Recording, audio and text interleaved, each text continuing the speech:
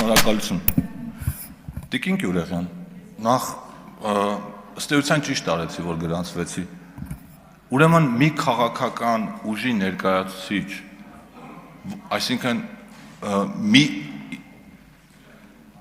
արդեն չեմ էլ իմանում ոնց ձևակերպեմ, ձեր քաղաքական ուժի ղեկավարի հրամանով գնդակահարվել է մարտի 1-ին Տիկին Քլոյանի եղբայրը։ Այսինքն դուք փոխանակ ձեր հայացքը փողոցում անցնելուց փախցնեք Տիկին Քլոյանից, եկեք հարց, ինչ-որ բաներ եք հարցնում։ Ես ձեզ ասեմ ինչա փոխվելու Տիկին Գյուրեղյան։ Դուք երևի չեք պատկերացնում, բայց ես ասեմ, ինչա լինելու մի քանի ամսից։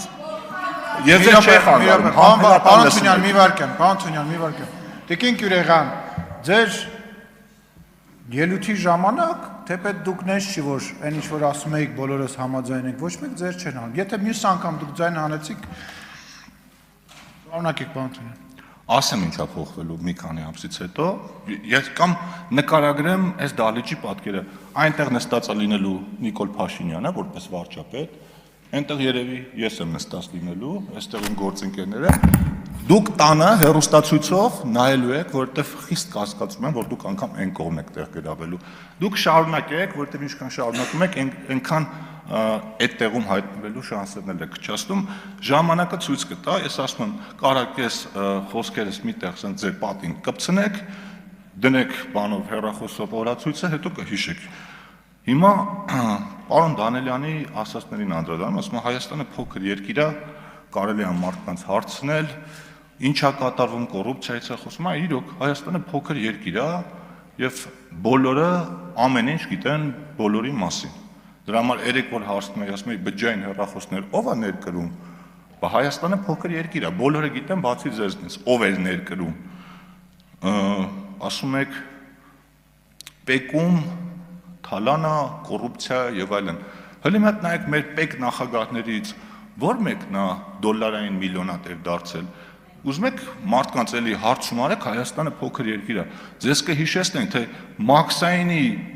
պետի տեղակալը քանի միլիոն դոլարի կարողություն էր կուտակում ու քանի ամսում էր կուտակում։ Եկել եք ձեր քաղաքական ուժի ղեկավարի 200 միլիոն դոլարի հայցը չեք նկատում, դա հələ երևացող մասնավոր դատախազությունը պահանջում է, եկել եք կոռուպցիայից եք խոսում։ Բա ձեզնից որևէ մեկի մոտ հարց չի առաջացել, տրամաբանող ցանկացած մարդու մոտ տենց հարց կառաջանա, ոնց կարող է ամբողջ կյանքում պետական պաշտոն զբաղեցնող մարդը մի քանի 100 միլիոն դոլարի կարողություն կուտակի աղքատու պատերազմով երկրում։ Կամ ասում են, բանը, թիրախում հայտնվում են այն տնտեսվարողները, որոնք որ ընդդիմադիր հայացքներ ունեն։ Այսինքն ձեզ համար ինչ հենց գալիս են ընդդիմադիր ելույթներ ունենում, ստացվում է դա ինդուլգենցիա է, այսինքն մարդը կարա քրեական, հարկային եւ այլ անցագործություններ կատարի, երկու հատ ընդդիմադիր ելույթ ունենա կամ գա ձեր միտինգներին մասնակցի, հարկային ու մնացած պետական մարմինները իրեն ասեն լավ, դու քանի որ ընդդիմադիր ես, մենք քեզ մոտիկ չենք գալիս, այս մտածելակերպով դուք ուր եք ուզում գնաք, հակառակը գիտեք ինչ կա, մեզ քննադատում են, ասում են այդ ոնց է ստացվում, որ նախկին թալանչիների հետ փոխկապակցված ընկերությունները պետական տենդերներ են շահում, ոնց է ստացվում, որ նախկին թալանչիների հետ փոխկապակցված ընկերությունները արտոնություններ են ստանում։ Ուզում եք ես ցուցակով ներկայացնեմ, թե քանի օրենսդրական փոփոխության արդյունքում ամենաշահող կողմերը ովքեր են եղել։ Ու համոզված եմ, այդ մեր փոփոխությունների արդյունքում այդ շահույթները վերջում օգտագործվում են մեր դեմ։ Բայց մենք դրան նայում ենք ինստիտուցիոնալ ու նայում ենք որպես բիզնես, չենք նայում այդ բիզնեսի հետը կանգնածը ինչ քաղաքական հայացքներ ունի։ Համայնքապետերի նկատմամբ ճնշումներ։ Ես մի անգամ եմ հիշեցել, երևի երկրորդ անգամ էլ կհիշեցնեմ։ Դուք առաջին օրը այս դահլիճ եք մտել, Սյունիքի համայնքապետերի նկարները ձեր վրա հագած շապիկներով։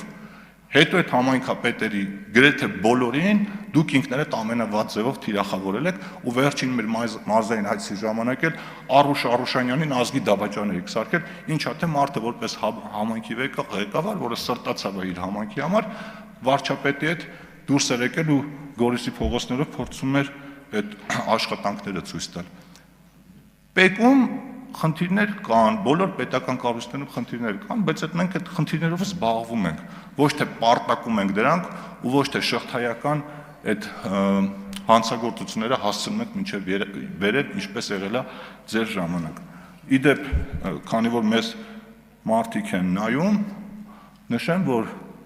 մի 10 օրից երևի հարկային քաղաքականության հետ կապված մենք ունենանք շատ ֆունդամենտալ ու կարևոր փոփոխություն, որը արդեն կառավարության նիստով հաստատվել է, որը մի քանի ամիս է քննարկվում է։ Եվ վերջում, քանի որ ասում եք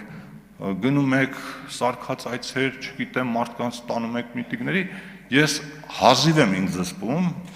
որ ձեզ չփոխանցեմ, թե ինչ են մեզ փոխանցել ձեր մասին։ Մենակ մի բան կասեմ, օրինակ ամենաշատ հնչող հարցը հետևն է, ինչու եք դուք աշխատավարձ ստանում։ Այդ որ խոսում եք, բախի այսքան ժամանակ մի հատ գործարարների կամ մարդկանց մատից փուշը հանող նախագիծ չեք բերել, որ երեք էլ ասում եմ մարդկանց հարկային խնդիրները լուծմանը ուղղված